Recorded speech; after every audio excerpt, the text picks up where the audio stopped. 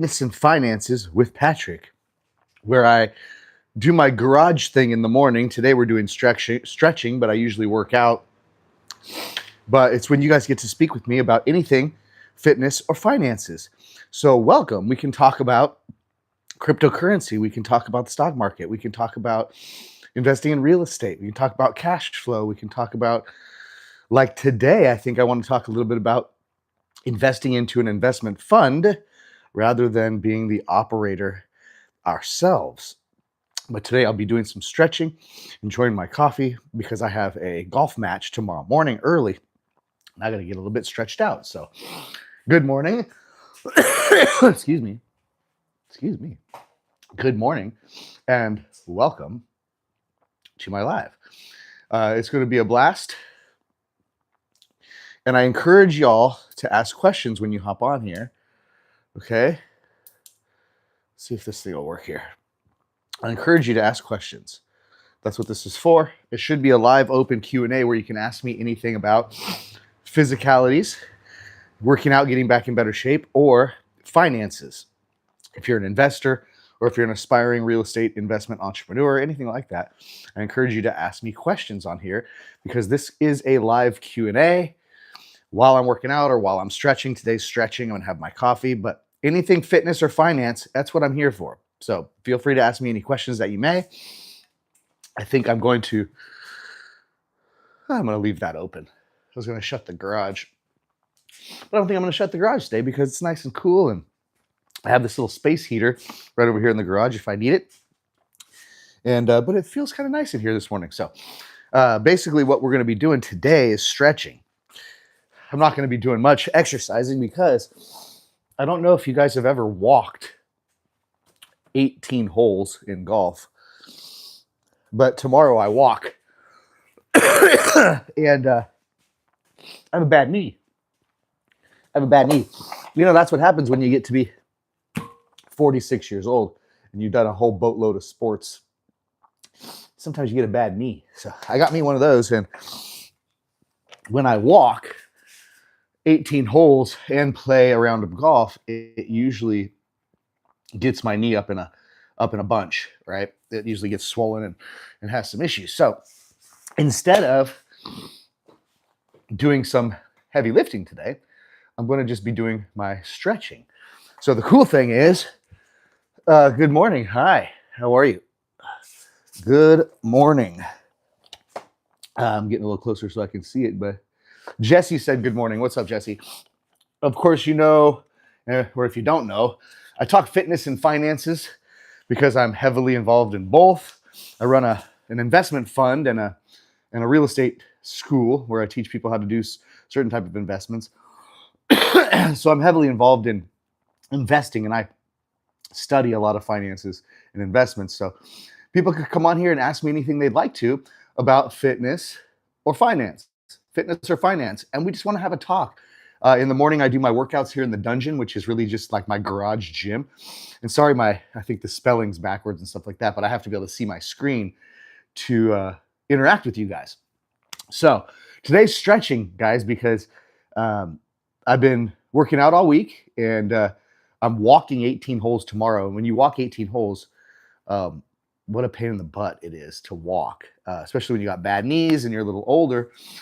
So yeah, Jesse said, good morning. How are you? I am doing good, Jesse. You know, Q&A with Patrick really on fitness and finance. And so what can I help you with, Jesse? Let's get a conversation going. If no one sparked up with something good to say, I would talk a little bit about investing into a real estate fund and relying upon a vetted fund management team to make you some profit versus being the operator. Some people just don't have the gusto to be the operator, honestly, and they're too busy with their lives. And so I would talk about what does Carbolin 19 work like, roids? I grew up in a natural bodybuilding environment. My father was a bodybuilder before it was cool. My dad came over in 1964 to be a bodybuilding instructor for the athletic department at San Diego State University. So when people thought when people thought working out was crazy. People who did it were weird. My dad was a trendsetter back then, and my father always prided himself on being natural, and always respected natural bodybuilders a lot more than people on roids. So I never got into that stuff, guys. I don't use any TRT. I have 803 testosterone, 803 at 46 years old naturally. I keep a fast metabolism, and shout out to Pops. Yeah, thanks, dude. Pops was sick, right? No, no one thought he was cool for working out back then. Everybody thought he was a little bit of a quack because he was outside doing pull-ups, on the side of the house or whatever. That could be a conversation for a live in the morning, man. I could do a breakdown on Pops, but so Pops was the bodybuilder. Pops was Mr. St. Louis, on stage bodybuilding when it wasn't cool. It wasn't cool. Now it's mainstream, right? And everybody's always looking for fast overnight results versus good, clean habits over time. See, good, clean habits over time will create the results you want. So will certain drugs and certain surgeries right away. But one is earned and the other is paid for, I guess you could say. So there's a difference there. So I wouldn't be able to answer your questions, dude, when it comes to anabolic steroids or any other steroids for that matter, even TRT, which is so popular nowadays, isn't it? Everybody said, man, you older, you got to get yourself on testosterone replacement therapy. How come everybody has a drug for everything these days and not a solution based on habit and things like that, right? With the, what is that stuff called where they're shooting it up to lose weight? Ozempic, right? Ozempic. It's like, man, oh man, did you know that diet, exercise, and good habits over a period of time will allow you to lose weight, will allow you to gain a lot of muscle mass, will allow you to get smarter, will allow you to learn how to play any instrument, will allow you to start any business? But people are always looking for the fast results and don't want to put in the work. It's ridiculous. You should be growing into the person that you become. You shouldn't magically change into it overnight. It doesn't help the inside of the person. That's what counts, right? Usually what's going on the inside is what shows on the outside. Okay. That's why depressed, lazy people are usually fatter. Okay. And happy, active people are usually more fit. So think about that. Let's see. People these days are sometimes lazy. Jesse, yes. Jesse said sometimes these days people are too lazy to work out. That's for sure. It's wild. Society's been dampened and dumbed down. It's really wild. That's neither here nor there. There's still good people and there's still smart people doing some stuff, and there's still active people that have energy that aren't lazy. Let's see if I can get this thing going today. Oh, that's the wrong way. But yeah, I got one of these martial arts. I guess it would be for martial arts mostly. Stretching machines where you crank it like this and it spreads your legs out. And I'm not that flexible, mind you. 46-year-old guy that did a lot of sports and doesn't stretch much anymore. This thing don't feel good. It's like a torture device, but you can crank this sucker all the way out. My daughter, 6.5-year-old daughter, who's a gymnast and flexible. Good morning. Hey, Mr. Rogers. I think that's Courtney Rogers, a student of mine and friend. But did you win your golf tourney? No, I didn't win my golf tourney. Let's see. Last week, I came in second place. It was a team event last week, but I came in second place.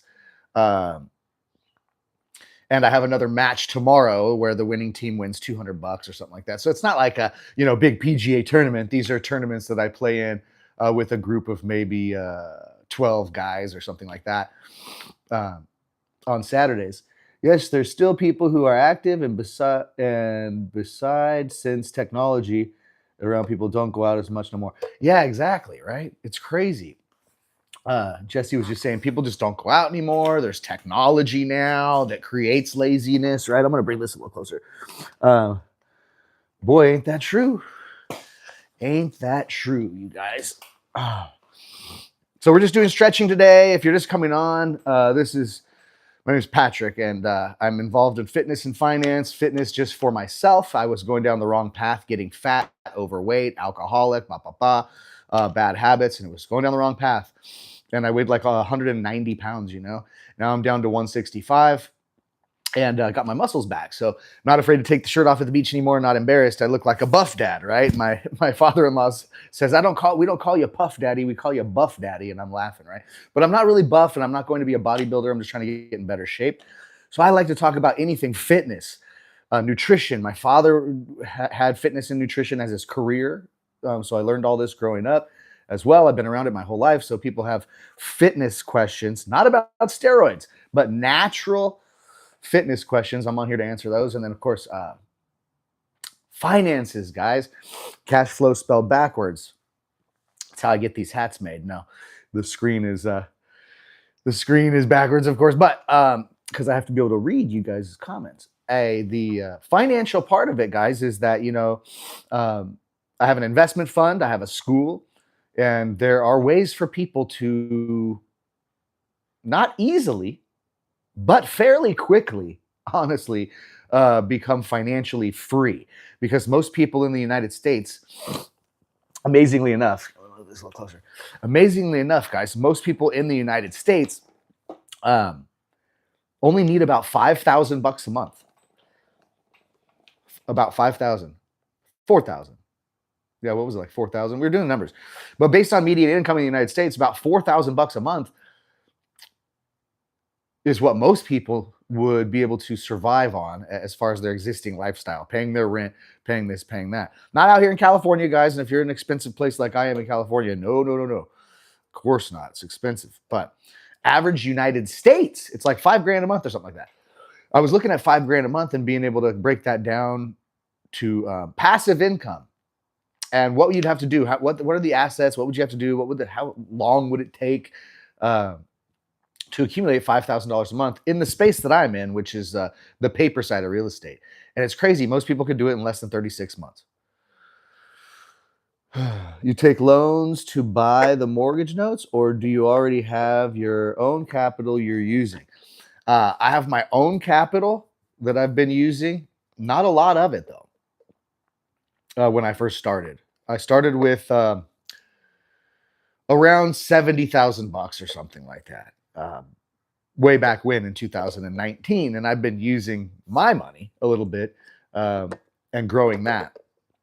But really, in any endeavors, you guys, okay, look, we were talking about this in one of my other lives. If you go and take your company public on the stock exchange, are you not going after OPM, other people's money?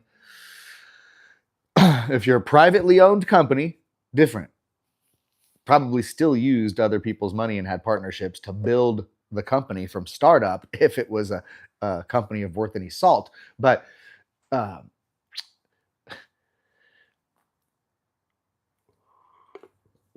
people have this misconception about other people's money. And it also sounds goofy when you say, oh, I'm going to use other people's money. Like, I don't got my own. It's like begging thing. No, remember, most wealthy individuals don't use their own money to push projects across the finish line.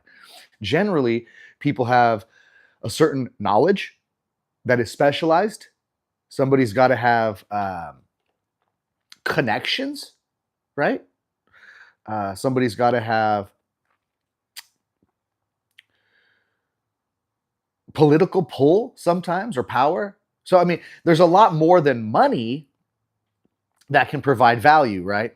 If someone can get a permitting approved to build a skyscraper in New York on a piece of land, that takes a lot to get done. Not everybody can go get permitted to build a building in New York.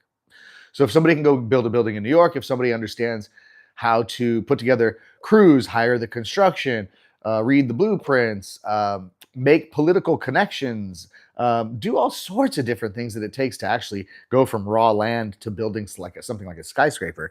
There's a lot involved in that. Got to be friends with the mafia kind of thing. So there's a lot of power in abilities and skills and things like that. So when you look at even wealthy people, they're using their power, their influence, and their abilities to push projects across the table as their value, and they go get financial friends to come in with them on whatever project it may be. So that's what we do. Bree said, do you take loans on the mortgage notes, or do you already buy some that you have with your own money? So we were just talking about that, guys. I have bought a bunch of notes with my own money before. I continue to do so. But yes, we can leverage other people's money, Bree, for sure. You you bringing the camera closer and closer. Yeah, man. You know what? I was trying to screencast my phone onto this 36-inch TV I have in the garage right over here. And I did it for my first try on this morning live so I could really see it and the camera would just follow me around and that. But that was having glitching and not connecting properly and all this stuff. So I'm like, okay. So now I just have to look at my small cell phone screen to read what you guys are saying. And I got to be a little closer to do so. But we're just stretching today. If you're just coming on, it's just fitness and finance talk with Patrick. We do it every morning. And so if people want to have a workout partner to come and work out with and just have motivation because you want to work out every morning, people will probably join me for that. But this is for Q&A.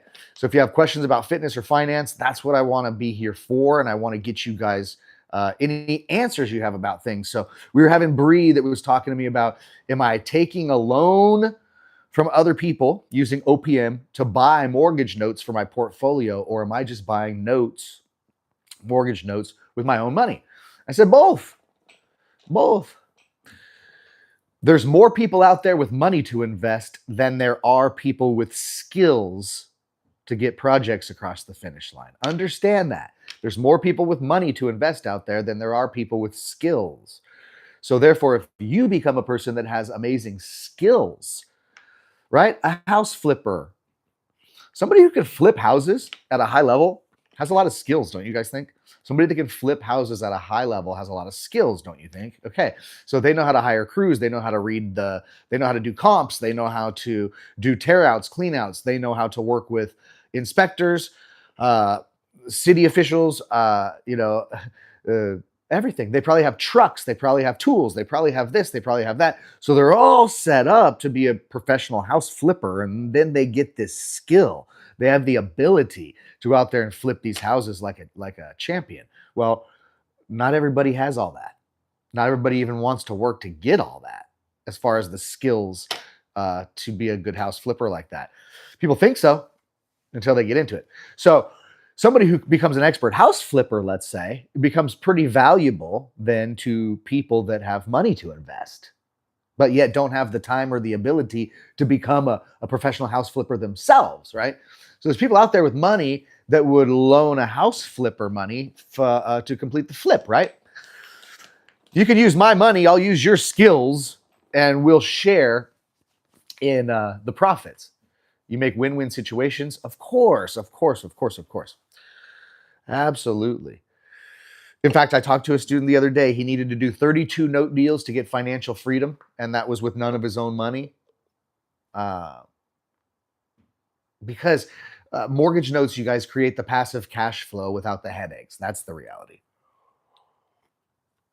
Everything's got some headaches, but when you're talking about passivity, the word passive to me has been bastardized. It has been wrongly used. It has been passive, okay?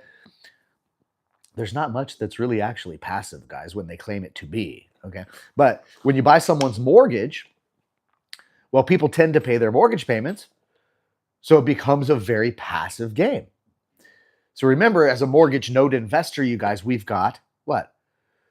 3 things that can happen. They can pay as agreed, pay off early, or not pay. Okay.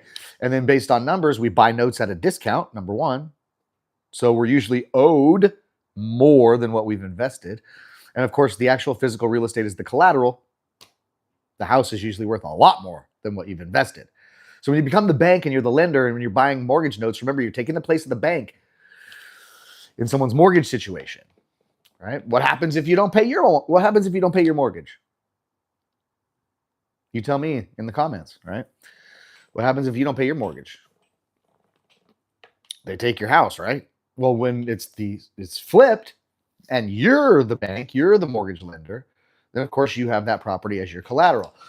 And talking about real estate investing, and sorry guys, I'm in this stretching machine here and I'm unwinding it. It looks a little silly, but I'm stretching today much more so than I am lifting.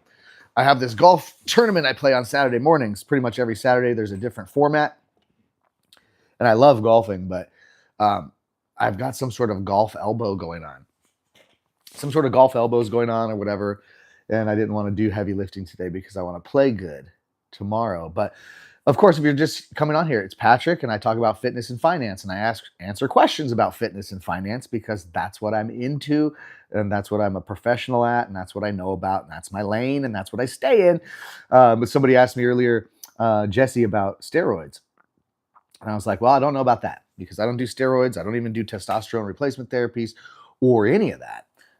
All natural, and I have pretty darn fair testosterone. I'm going to get this camera thing up here. This is interesting, guys. I don't know if you guys have been watching any infomercials on social media or what have you, but they've got these little camera following guys that follow you around. They're kind of cool. I don't know. Not as cool as it could be, I guess. Has like glitches, right? Sometimes it stops following you on its own. But any questions about fitness or finance is what I am here to answer. And so, yes, you guys can use other people's money, which is the smartest thing to do anyways, once you gain the skills that add value to you, right? You have to have skills, knowledge, abilities. That is worth a lot more than money sometimes, right? The skills, the knowledge, and the abilities worth more than money. Again, there's more people with money in the world to invest than there are people with skills, knowledge, talents, and things like that that can put projects across the table. So get your skills, your talents, your abilities, and then, yeah, you guys can raise money from other people that are willing to back you in your endeavors, right? First, you have to become someone likable. First, you have to be trustworthy. You also have to be deemed an expert in their eyes. So you have to earn it. People aren't just going to give you money for your projects because you asked them to. You have to earn it. Why would they invest with you? Why would they invest in your project? And why should they trust your skills? That's the name of the game, right? And you can be someone of value to others that have money to invest, and especially in the real estate sector or the note investing sector, because both provide stability. Putting my stretcher away here, but both provide stability. I want you guys to figure if you're investing in the stock market or the cryptocurrency market, you really don't have control, right? We have speculation. Okay. You don't really have control. Speculation. Now, that creates volatility. That creates people that can't sleep at night. That creates people that are worried about their retirements and all this stuff. That's more mainstream. And you've got real estate and they say, oh, stack doors, it'll be passive. Like the more doors, the more freedom. Bull crap. We know that that's hogwash. So, yes, utilizing mortgage notes and real estate, secured, collateralized investments that are contractual, not volatile. Think about it. No matter what happens with the stock market, no matter what happens with the real estate market, it doesn't change the amount of someone's monthly mortgage payment, does it? No. Because they signed a contract to pay that certain amount of money every month on their mortgage, right? They have a contract, which is called a promissory note. Let's see. Bree said, do you have to vet the people living in the home you're buying the mortgage to, or do you want them not to pay so that you're able to take the house? Well, Bree, let me just say this first of all, okay? In the mortgage note investing space, we have a great responsibility because there's families living in these houses, and it's not a renter who's beat bopping around and changing places in this, home is where the heart is. And sometimes there's homeowners there that have families and been living there for 10 years and all this other good stuff. So first and foremost, Bree, I don't want their house. By the way, I don't want their house. So I do everything in my power not to foreclose on people. Okay. I don't want their house. Do I vet the people living in the home, for the note you're buying? Well, not necessarily, because these are notes that were already originated by someone prior to me. And generally I look at whoever originated the loan, was it Dodd-Frank compliant? Then in fact, I know they were underwritten well.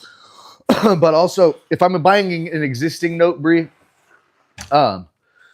excuse me, let me shut that. My swimming pool filter just went on and that'll be loud and obnoxious. But what happens when you buy an existing note, right?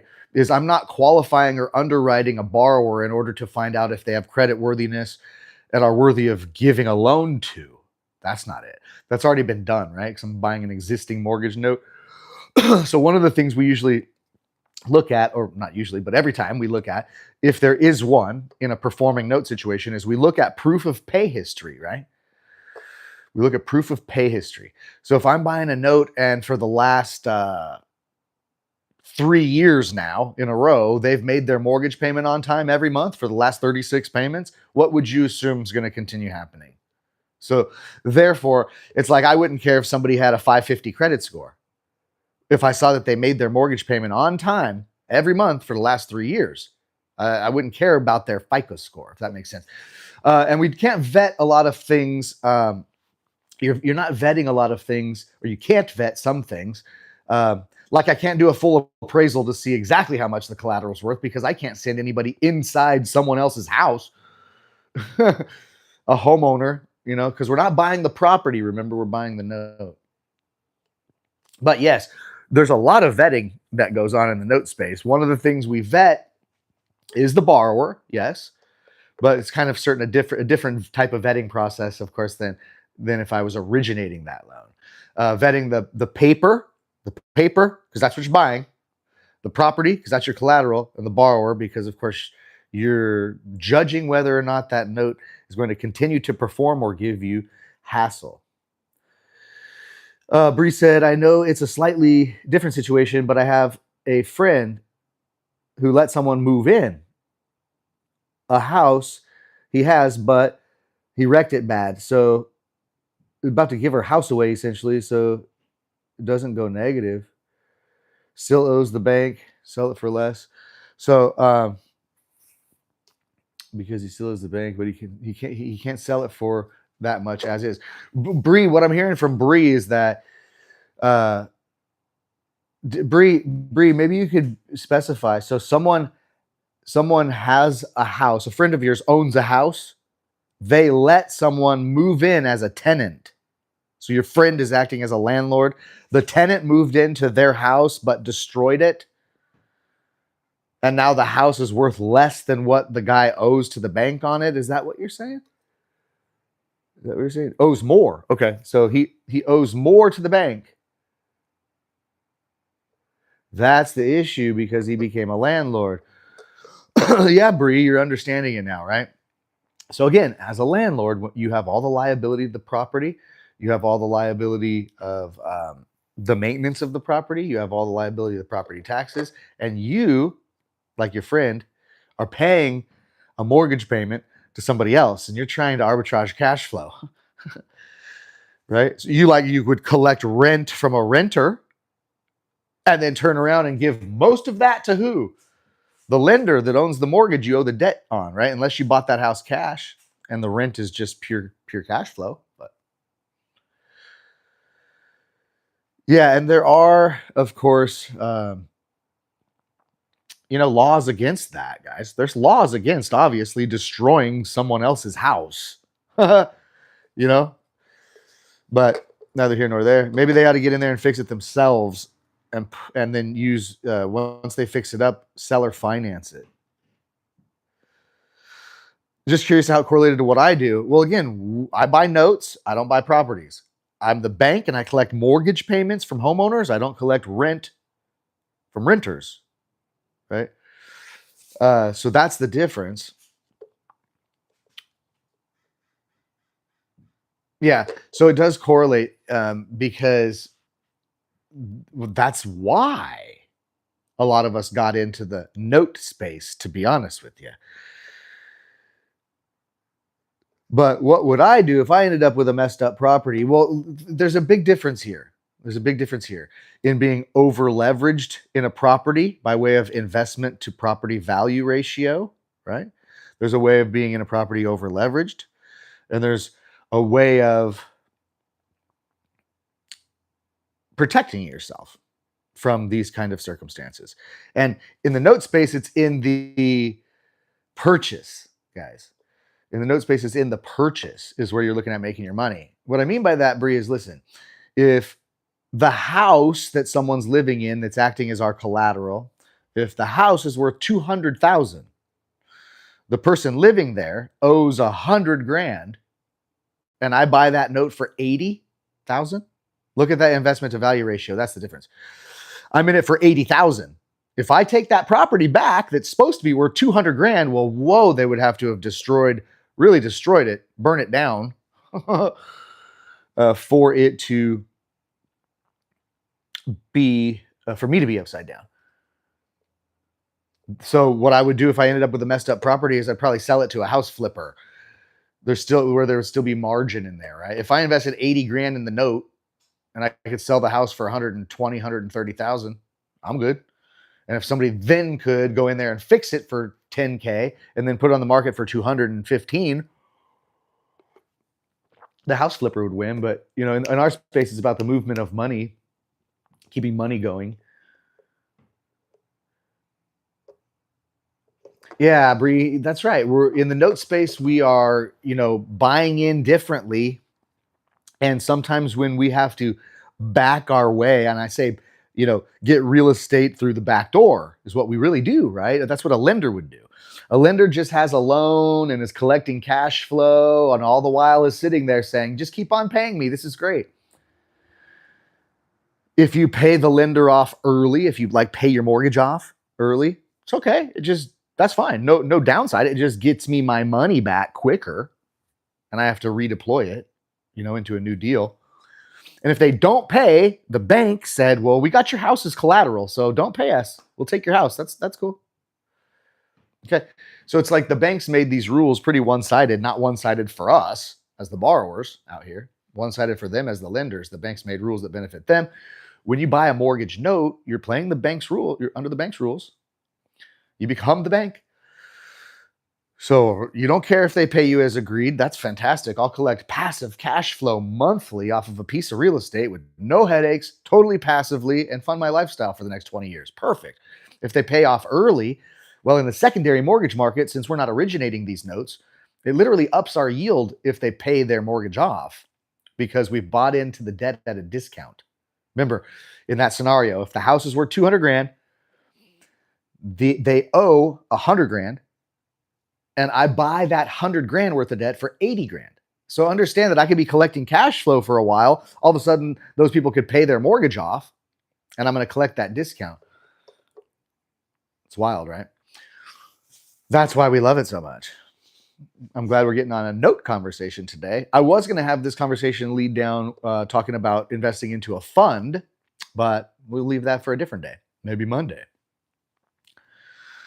Yeah, so I mean, a lot of people would rather have a more passive lifestyle. Really, that's what we want, right? Don't people want to make money not to have money?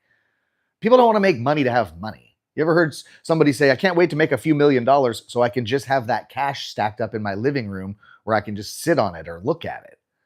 It's not the money we want. It's the freedom and the abilities and the power that money provides. That's all. It's just a different life when you have money. Things become a little easier and you can do more when you have it. Passive cash flow is fantastic. When I say passive, not fake passive. I'm talking about people just pay their mortgage payment every month. So that just comes in. The money just came in. They just paid. And you never have a phone call about a toilet, a trash out, nothing. They have the tease, right? Mr. Rogers said, yeah, as the landlord and the responsibility of that property, Mr. Rogers, Courtney, I think is Courtney Rogers. Mr. Rogers said, trash, tenants, toilets. I like to call it termites, trash outs. They call it the terrible tease of landlording. So that a lot of us don't want to deal with the terrible tease of landlording anymore. That's the deal. We want to deal with a passive lifestyle where we can just do what we like to do and not be bothered, right? The freedom, boy, there's freedom to that, isn't there? So if you have enough mortgages in your portfolio, you can literally pay for your lifestyle, can't you? I'm curious, like, you know, how much money do you need to survive every month? How much money? Bree, how much money you need every month to pay your bills? I mean, not to buy fancy cars and not to go buying $2,000 purses and all that good stuff. But like, what do we need? What do we really need to pay? Rent or mortgage, cell phone bill, groceries, car payment, and so on and so on. What's kind of an average monthly living expense that people work 40 hours a week for 40 years of their life to attain? Sometimes more now. It's getting worse. But 40 years, 40 hours a week to maintain this kind of a lifestyle, making how much money per month? You know what I'm saying? How much money do you need per month? 4 grand, 5 grand, 6 grand, 7,000, 10,000. People work 40 years, guys, 40 and 50 years to never attain financial freedom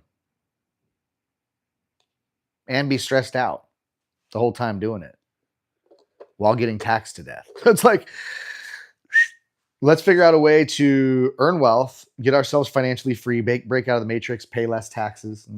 These are all available to the smart that are willing to study these things. Okay. But I started a little late this morning, and I'm going to probably end it now because I can hear the kiddos now getting up in the house and rustling around now, and it's time to be daddy and do breakfast and get these kids out of here. Well, one kid out of here, actually. One kid doesn't go to school yet. She's too young, but the other daughter off to school for Freaky Friday. But if you guys have any other questions, feel free to ask. So I'm going to hang on for just a second in case anybody has any other questions. But it was such a good talk today, right? I wanted to talk about investing in a fund rather than being an operator. But I think we went down a pretty good path today, which is passive versus active. And most of you don't want to be active. Let's face it. Most of us don't want to be active. Let's face it. I know I don't. I like golf a lot. I like spending time with my kids a lot. I like traveling and seeing places a lot. I'm an athlete, so there's 7 different hobbies and sports I can pick to do at any given day. And it's like I've got a lot of other fun stuff to do in life rather than work 50 hours a week somewhere for someone else, right? So if that's you, let's do it together. But anyways, guys, Patrick Franz is my name, and if you're new to this, I'm going to be here every weekday, Monday through Friday, unless I get sick or something happens. So I can't promise every day, but I'm going to try. Okay, every day, Monday through Friday, because I'm usually down here in what I call the dungeon, which is my 2-car garage. See, I got the bins here, snowboards and fishing poles and you name it, kids' bikes and all that stuff. So just down and dirty, I'm always here in the dungeon, my garage, where I built a little gym to keep myself in shape. Got a couple benches, little weights here. My car's parked. I mean, nothing glamorous, but I'm down here every morning in this dungeon. And I figured, you know what? Why don't I give other people value while I'm down here, or motivation, whatever you need. So come on every Monday through Friday. It's going to be 6:30-ish to 7:30 a.m. Pacific time, Monday through Friday. Work out with me, stretch, get your body going if you want to. Ask me questions. Questions about what? Fitness or finance. Okay. If you want to get in better shape, you want to lose weight, you want to add muscle, you want to, just live longer, feel more energetic and that, ask me questions about fitness. And if you want finances, if that's the case, mortgage notes, stock market, cryptocurrency market, real estate, cash flow, risk reward, IRAs, 401ks, you name it. Let's have a conversation about it, every morning, Monday through Friday. So anyways, you guys, yep, Courtney, I see Mr. Rogers is hopping off. Got to go. Me too, brother. Me too. So y'all, it's been amazing. And again, Patrick Franz, everything fitness or finance. Come Monday through Friday in the mornings, hang out with me, work out with me, get motivated, ask me questions. Let's have conversations and enjoy your weekend, y'all. Enjoy your weekend. Be safe out there. Have fun. Do something productive. Okay. Stay away from the alcohol. All right, guys. See you again on Monday morning. All right. See you. Bye.